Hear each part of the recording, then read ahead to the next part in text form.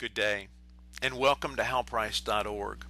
Today I'd like to share from my heart something that's very meaningful to all of you. It's about the power of our words to create our reality. We're the only creatures on the whole planet that our source gave us the opportunity to create like our source does. In the beginning was the Word, and the Word was made flesh. In the beginning there was a vibration of sound and light that we've been given the opportunity to form to create our lives.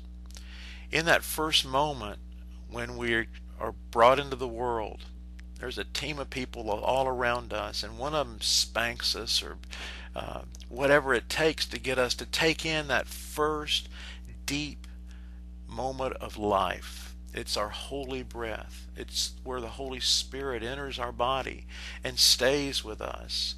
And what we're learning now is that Holy Spirit and our heart are very critical pieces to how we manifest. What we do is we create over time a belief system. Initially, we adopt a belief system. It belongs to our parents and our grandparents and their grandparents. We take on so much of a belief system, and we start to work with the community and our religious leaders and our teachers, and we have our own belief system that we form initially. It's meant to protect us to begin with. It's meant to give us structure so that we're safe and we can create in a safe way. But over time, we have to break away and begin to ask ourselves, what do I really believe? Who am I? What am I here to create?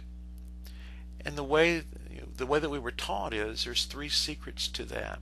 The first thing we have to do is seek our hearts and find who we are.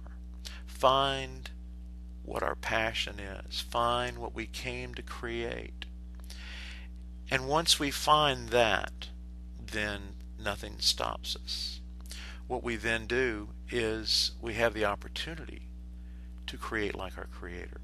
There's an ancient word called mana.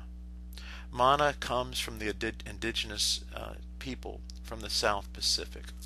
And mana was thought to be an impersonal guiding force that permeates everything. It's a part of us. It's the spirit of us. And over time, that quality, that mana, we learn to manifest. And the way we do that is, again, we bring our passion with our lungs and our thoughts, and they blend in our hearts, which serves as the antenna to send out the message to seek. And the universe only delivers what we ask for. If there's a lesson, it'll bring us a lesson. If there's joy, we can bring joy. So what we do is we take that up, and like our Creator, there's a vibration of sound that allows us to blend that holy breath from our heart's desire to emanate that word into the universe.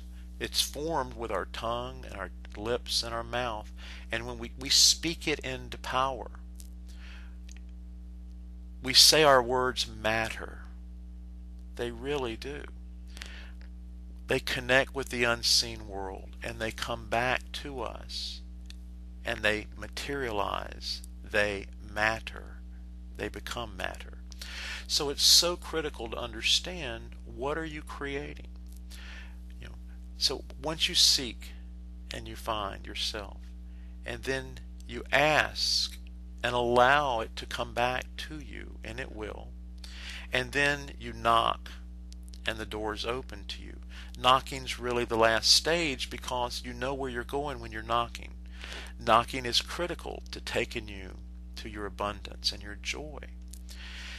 The reason I'm telling you this is it's so important now, because as we move into what the Mayans' long count is, scheduled for December the 21st, 2012, they called it the end of time. It's not really the end of time. It's the end of the fifth world, They saw the world in 25,625 year cycles. We're coming to the end of the fifth and final cycle where we move into a new reality. That reality will be based on what we choose to create. The way we will create is like our Creator creates, with our words from our heart to manifest our reality. So I really want you to get this. I had the privilege of taking a class, a 3-week-long class, with a brilliant instructor, Dr. Robert Tennyson Stevens, and he created a thing called conscious language. It's the living language of the heart. It's the opportunity to search our hearts to say, what will I create in this moment? What is my highest choice now to bring forth what I choose to see and experience, the type people that I will surround myself with by understanding my heart. Don Miguel Ruiz wrote a brilliant book called The Four Agreements. If you haven't read it, I would encourage you to go get it. In that book, the most important agreement is the first agreement. And what he said was, be impeccable with your word. What does that mean? Impeccable means to be without sin. And without sin means just we've missed the mark. We're so hard on ourselves. We beat ourselves up unconsciously and consciously. And our words come out and we harm other people. There's death and life in the tongue. There's such a power of the tongue that we've not got to begin asking ourselves, in this moment, what am I about to create? Because it's coming faster.